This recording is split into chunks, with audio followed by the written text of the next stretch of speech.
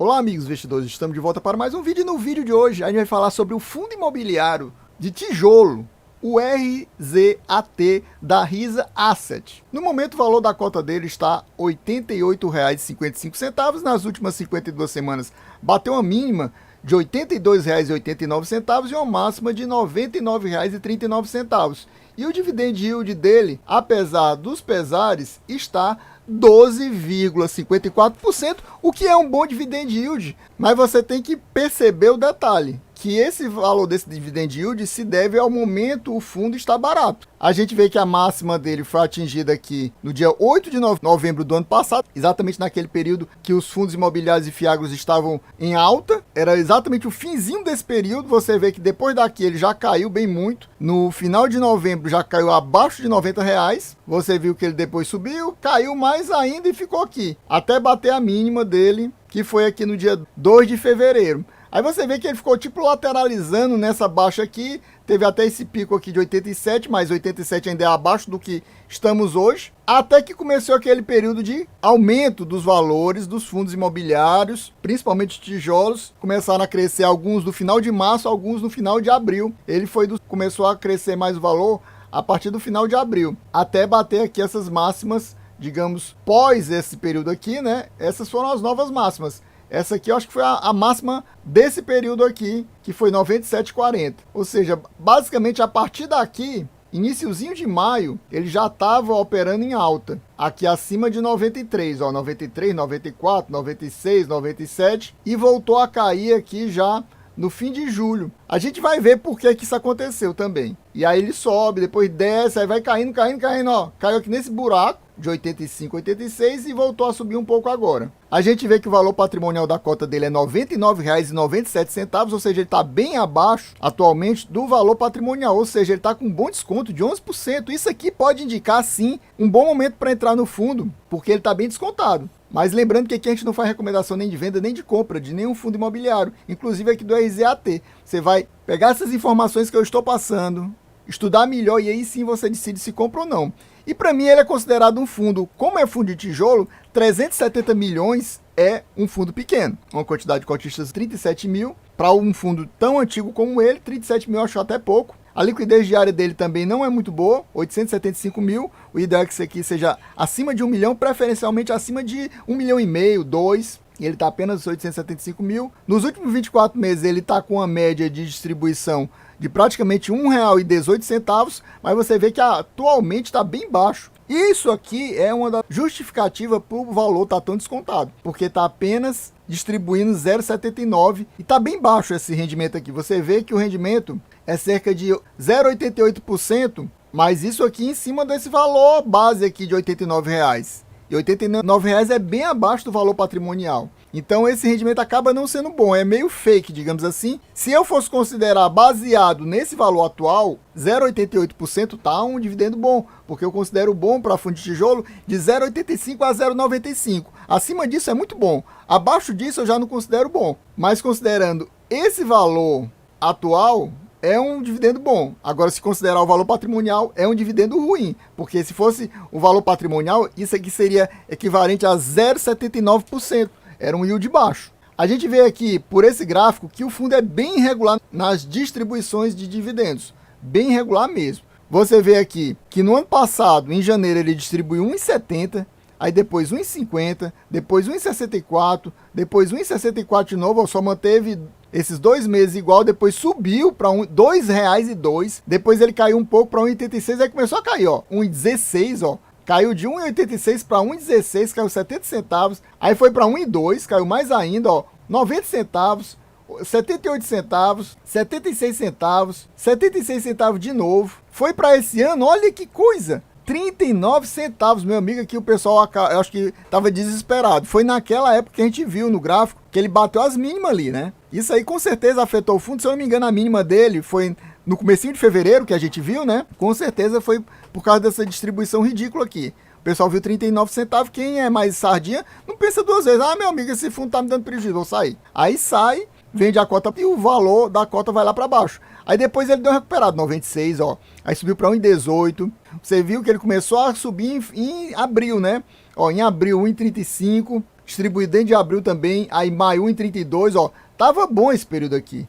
Aí depois começou a cair 1,20, 90 centavos, e agora, nesse período, 75, 73, 79. Os últimos três nessa faixa aqui abaixo de 80 centavos. Lembrando, pessoal, esse fundo aqui, o relatório dele é trimestral, o que eu não gosto de jeito nenhum. Já tem esse problema do fundo ter essa variação nos rendimentos. E ainda um relatório trimestral atrapalha mais ainda a gente. E aproveitando, se você quiser, meu amigo, me ajudar e ao mesmo tempo você pedir um vídeo de fundo imobiliário, aquele fundo imobiliário mais desconhecido, tipo um RZAT da vida, ou outro vídeo de outro fundo, fica a dica aí, assista até o final para você saber como é que você pode pedir esse vídeo para mim. Amigo, você quer me ajudar a acelerar o pagamento do YouTube para eu conseguir pagar aqueles conteúdos pagos que eu sempre falo para você? Então você vem aqui abaixo do vídeo, clica no valeu, vai abrir essa janelinha, você doa a partir de R$2 e aí no próximo vídeo eu te agradeço pela doação e se você doar a partir de R$20, você coloca aqui no comentário o ticket que você deseja e eu vou analisar para você no próximo vídeo, seja ele de fundo imobiliário, Fiagro ou ação. Muito obrigado, valeu! Vamos agora para o relatório, o último, do mês de setembro.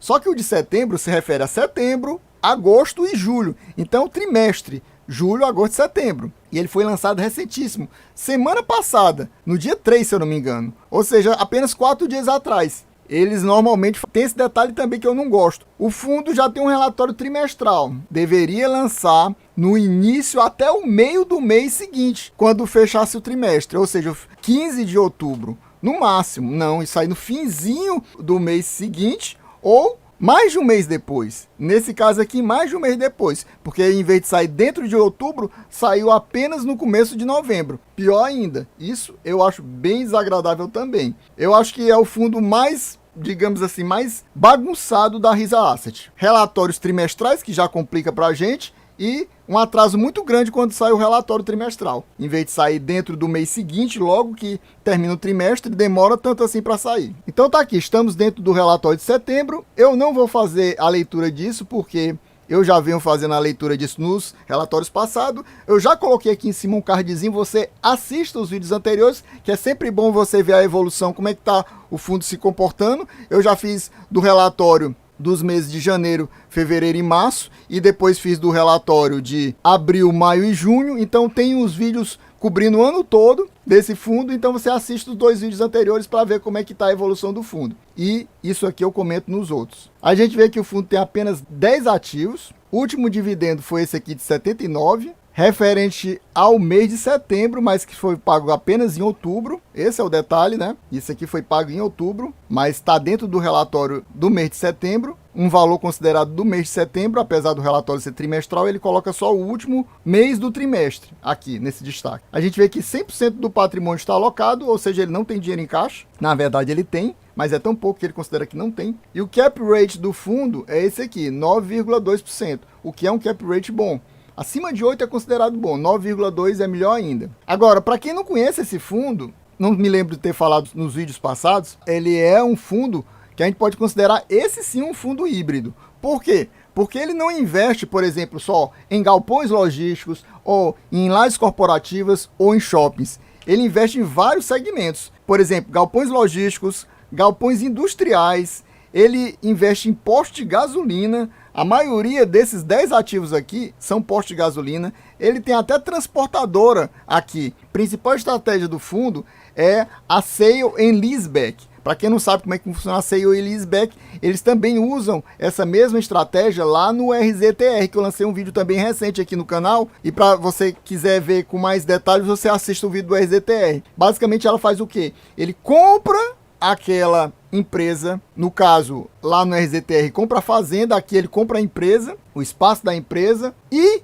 aluga para o mesmo dono que vendeu. Na prática é o que? Aquele empresário queria dinheiro emprestado. Ao invés dele pedir ao banco, o que é que ele faz? Ele faz um contrato com a Risa, entrega o patrimônio para ele, o patrimônio passa a ser do fundo e ele aluga da Risa, no caso. E normalmente a Risa não vai fazer papel de bobo. Ela faz o quê? Ela paga bem abaixo do valor de mercado. Caso aquele empresário resolva ou dê um problema, não consiga mais pagar, ele vai e faz o quê? Coloca para fora o inquilino, deixou de ser dono e passou a ser inquilino, e aluga para outro. Basicamente é isso. Então, tem a maioria desses contratos a possibilidade de recompra, ou seja, o inquilino vai pagar, além do contrato de locação, ele vai pagar um valor de recompra, pagando a RISA para receber de volta, no final do contrato, aquele imóvel que ele alugou. Só tem um dos inquilinos que não quer saber do imóvel de volta, ou seja, ele entregou, vendeu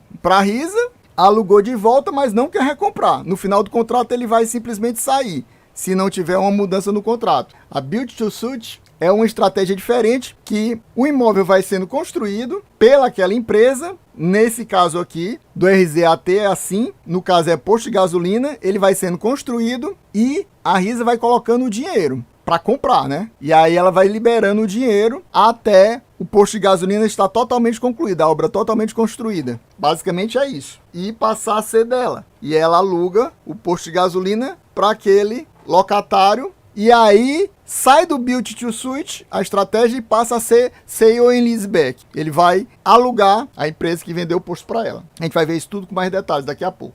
Agora, o grande detalhe é que você vai ver aqui que no ano todo o fundo já recebeu quase 38 milhões, 37.889 milhões de receita imobiliária. Não vamos nem olhar muito para essa receita financeira que é muito baixa, ó, 353 mil e em 9 meses. No terceiro trimestre, 41 mil. Vamos focar mesmo na receita imobiliária. Você vê que no ano foi 37 mil, quase 38 mil. Mas nos últimos 3 meses foi apenas 9 milhões e meio. Ou seja, a gente pode considerar que foi 29 milhões nos 2 primeiros trimestres, ou seja, no primeiro semestre foi 29 milhões e apenas 9 milhões e meio. Você vê que a receita caiu muito. E por que caiu tanto assim, Adriano? Exatamente porque o fundo é atrelado, os recebimentos dele, da receita, é atrelado ao IPCA, meus amigos. E o IPCA teve uma queda no fim do segundo trimestre.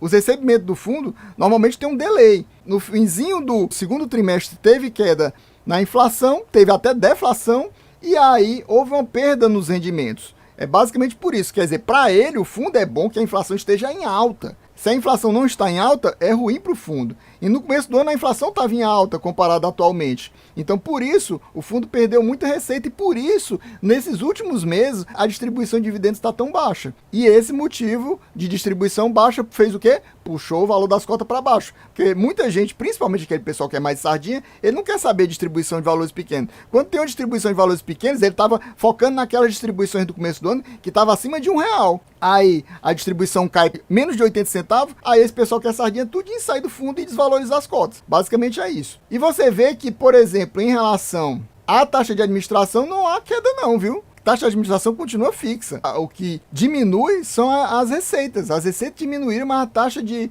administração não diminuiu não. É nessa faixa de 300 mil por mês. E no total das contas, ainda tem outras despesas no final das contas. Aí o que acontece? Acontece que a receita do fundo diminui. Foi para 8 milhões e meio. E nisso, o valor distribuído, isso aqui é por trimestre, você vê que caiu o resultado para 2,28, distribuído 2,27. Isso aqui é do valor trimestral, você divide por 3 para pegar a média, né? Aí ele vai falar, em julho, pagou 75 centavos. Em agosto, pagou 73 centavos. E em setembro, pagou 79 centavos. Mas você vê que esse valor aqui é até confuso pra gente. Esse valor foi anunciado em outubro e pago em outubro. Ainda não teve anúncio do valor que vai ser pago agora no mês de novembro, porque eles anunciam mais ou menos no meio do mês. Então, basicamente, é só semana que vem que vai sair o anúncio dos dividendos pagos agora no mês de novembro. Aqui temos essa retrospectiva do terceiro trimestre. Isso aqui é muito interessante, pessoal. Muita coisa que o fundo explica. Eu vou tentar resumir aqui. Ele ia fazer uma 7ª emissão de cotas e desistiu. Basicamente é isso. Aqui está falando sobre a construção daquele empreendimento da rede de postos Monte Carlo, que tem a ver com aquela estratégia Build to Suit que eu falei para vocês. Então ele fala aqui, ó, que a obra conta com um bom número de operários, segundo a Engibeck, que deve ser a empresa que está fazendo a construção do posto, a construtora. A obra conta com um bom número de operários e equipamentos, apresentando um ritmo acelerado nos trabalhos. O presente relatório refere-se à medição da constatação da evolução física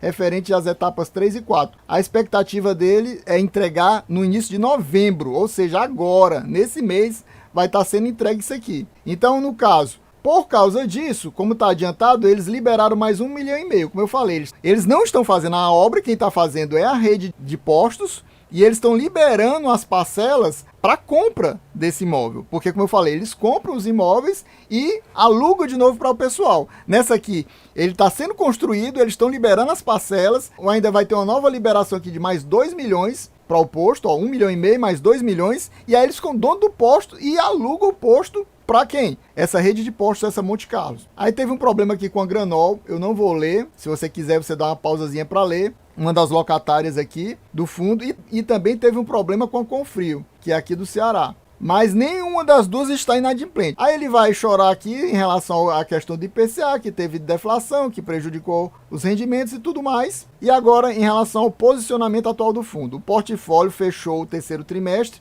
composto de 10 ativos, como a gente já viu, sendo 8 locatários diferentes a uma taxa contratual de IPCA mais 9,20% ao ano. Ou seja, como eu falei, ele é atrelado ao IPCA. Deu deflação? Prejudicou o fundo. Para eles é bom que tenha inflação boa. Sem inflação é ruim para eles. 9 desses 10 são sale and leaseback e tem aquela que eu falei para vocês, a build to suit, que é essa construção desse posto de gasolina. E tem um contrato aqui da Poligin, que ficou meio borrado aqui, que essa Poligin, ela não quer saber de recomprar o galpão que eles venderam para Risa. Então, eles estão pagando e tudo mais, mas eles não querem recomprar. É uma sale and leaseback sem a possibilidade de recompra. É a única que não quer recomprar. E ele ainda fala da questão. Quando quer fazer a recompra, ele paga um valor do IPCA mensal sobre o valor da compra do imóvel, para que seja mantida essa opção de recompra. Isso só é feito quando o índice é positivo. Fora a Poligin, todos os outros novos locatários, eles pagam um valor em cima da recompra do imóvel na prática, né? Do valor da inflação. E essa parte aqui é muito importante, ó. Vale destacar que não há qualquer aluguel ou atraso ou em renegociação. Isso aqui é muito importante, porque muita gente pode ter visto a queda nos rendimentos e achou, tem alguém que não está pagando. Não é isso. O problema é da inflação. Não é problema em atraso e gente dando bolo na Risa. E eles falam também que eles estão fazendo análise o tempo todo, até diária aqui, dos 8 locatários. E eles não deixam nenhum locatário sem fazer uma visita presencial a cada 6 meses. E eles ainda falam que tem essa questão aqui, que eles têm ainda um CRI na carteira. Essa CRI aqui, ele funciona para eles, eu acho que mais com cara de dinheiro. Se eles precisarem de dinheiro, eles vendem essa CRI. É 2,5 milhões essa CRI. E eles têm 500 mil em caixa. O que é muito pouco, por isso que eles consideram zero. Você vai ver aqui que em caixa, ó, eles vão considerar no mês de setembro que eles têm 0 de caixa. Mas na realidade eles têm alguma coisa, né? Tem 500 mil. Mas é 500 mil dentro de 370 milhões, como a gente viu. Então é um valor bem pequeno, né? Seria uma fração bem pequena, 0, alguma coisa. Aí eles preferiram nem colocar. E aí eles têm 99% em sale and leaseback e 1% em CRI. Na realidade não é nem 1% em CRI, é menos de 1%. Aí ele fala aqui das perspectivas, que estão em negociação com a Confrio e a Granol, aquelas duas que eu citei mais em cima, referente aos seus contratos, e segue otimista para finalizar as negociações com essas duas empresas para o aditamento, né, a mudança nos contratos de locação e a opção de recompra em melhores condições que as atuais, para a efetivação da recompra dos imóveis pelos seus respectivos locatários, a preços superiores aos pagos pelo fundo. E por último eles falam aqui o caso daquela rede Monte Carlo de posto de gasolina, né, que está em Corumbataí, São Paulo, que atualmente está seguindo a estratégia Build to Suit, enquanto está em construção. Quando for entregue a obra, vai passar para a estratégia de Sale and Leaseback. Aqui está a lista de 10 dos ativos. A gente, na prática, ele tem 11 ativos, né? Porque ele tem um CRI também. É porque o CRI é tão pouco que ele até desconsidera.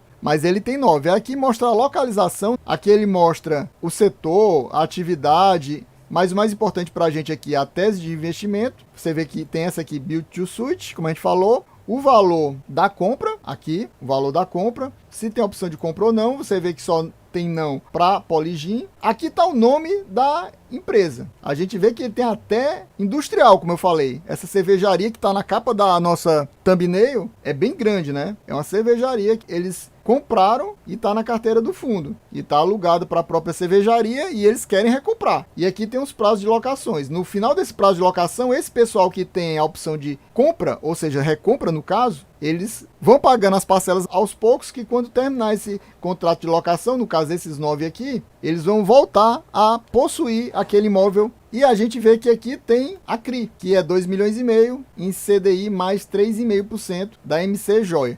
Eu queria que você me dissesse aqui, meu amigo, agora, você possui o RZAT na sua carteira? Você tá pensando em colocar agora que tá vendo que ele tá bem descontado? Ou você não quer colocar? Me diga outro fundo aí de tijolo que você possui na sua carteira aqui nos comentários. E se você gostou desse vídeo, meu amigo, já sabe, se inscreva no canal, deixa aquele likezão, ativa o sininho. É isso aí, valeu, até a próxima e fui!